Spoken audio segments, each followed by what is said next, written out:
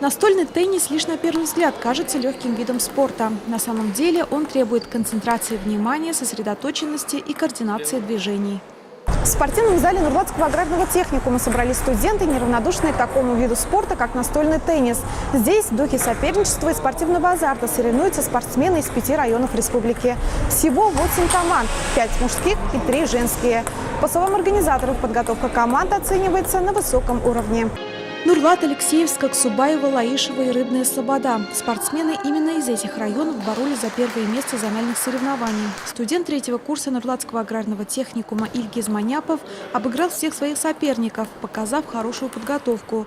От него не отставали и другие участники команды. Меня это вдохновляет, мяч, кто какие маневры совершает. Меня это вдохновляет, и игра сама очень нравится.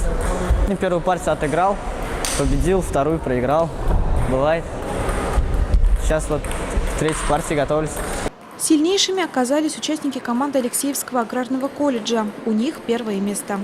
Соперники были очень сильные. Победа нам далась нелегко.